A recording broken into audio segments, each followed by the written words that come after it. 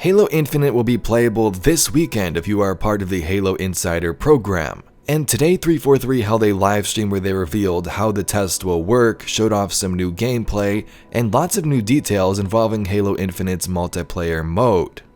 So if you want to learn how they play, what they showed off, and all of that stuff, here are some timestamps. Let's get right into it.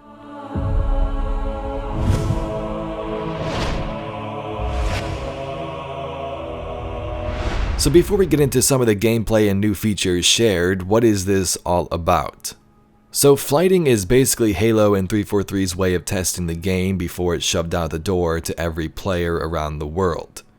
Now this isn't really new in terms of Halo. The Master Chief Collection has had flights for a bunch of its previous seasons, both on PC and Xbox. But now it looks like it's finally Halo Infinite's turn and people are going to get their hands on the game, even if it's just a small slice of it.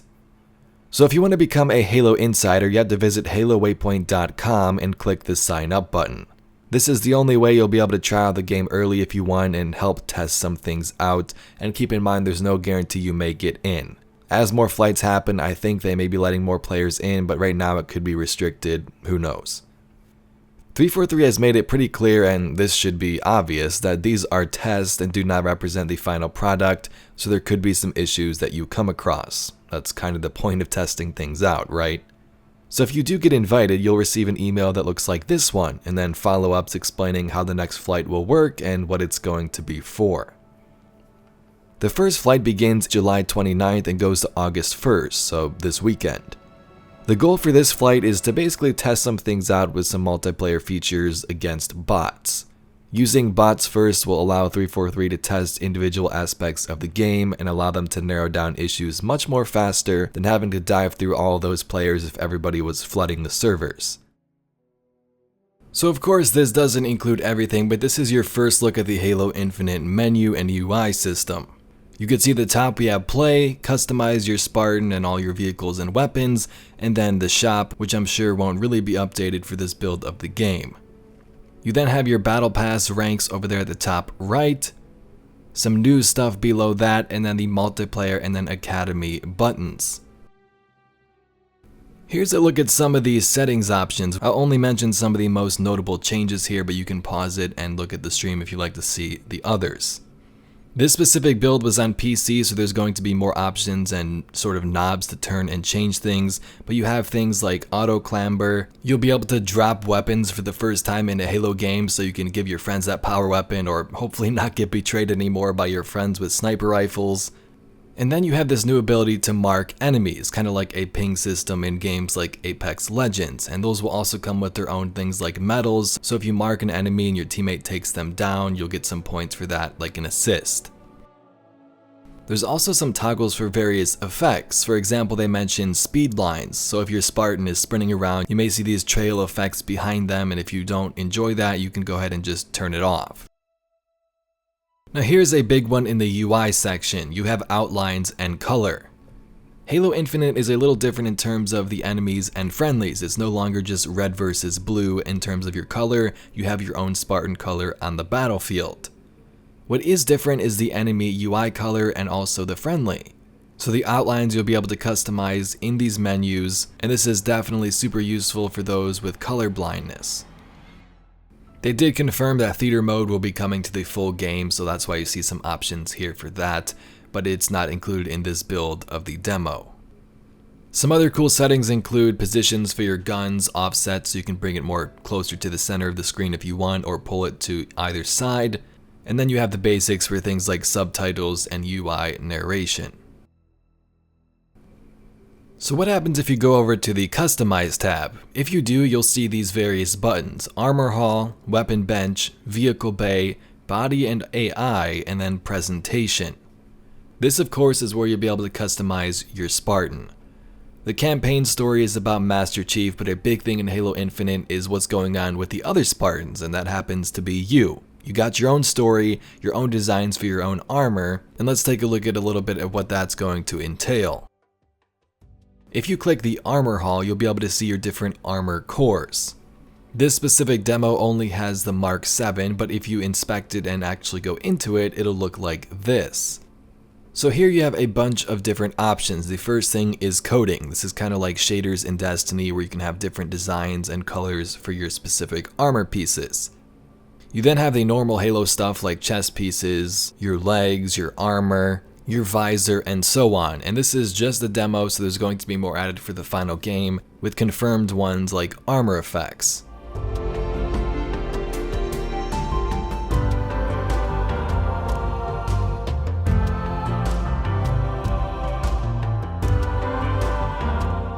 This will really allow you to customize your Spartan the way you want. An example they showed was this image of the samurai armor with a bunch of different attachments to make it truly feel like your own Spartan and your own story. Some of these guys have swords, some of them have daggers, and just different pieces of armor around their body.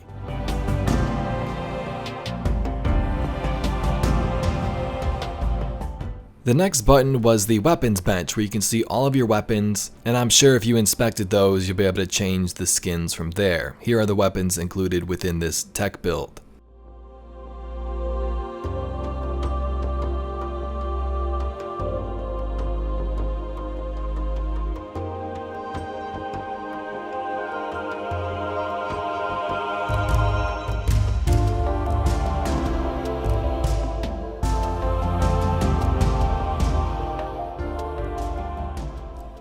And then you have the vehicles. Now you won't be able to use vehicles this weekend, but here's a look at those for the first time.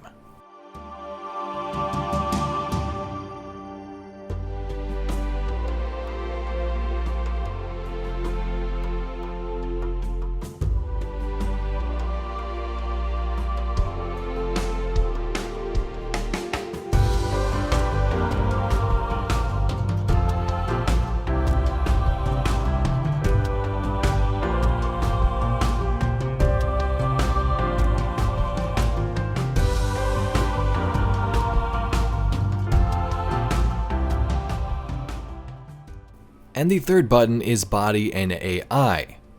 The first slider allows you to customize your body type for your Spartan and make them a little bigger or smaller. Then you have different prosthetics, which is also new to Halo.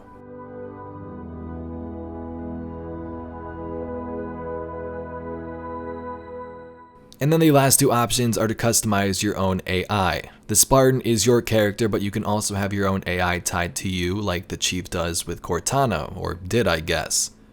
You can see the different ones here. You got Lumu, Fred, Butler, and Cirque, and you can also change the colors. So this of course will give you your own voice in multiplayer modes, your own AI that calls out certain things, and really just allows you to customize them the way you want. Let's now take a look at the Battle Pass. The Halo Infinite Battle Pass is different from other games you've experienced. If you played MCC, you know basically how it's going to work.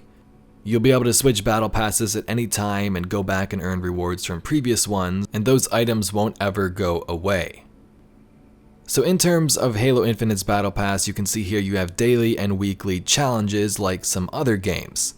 These will give you XP, and once you get enough XP, you'll be able to rank up and get some items. Now there is also a reroll or a swap feature. If you don't like getting sniper kills, for example, you can switch it out for a new one.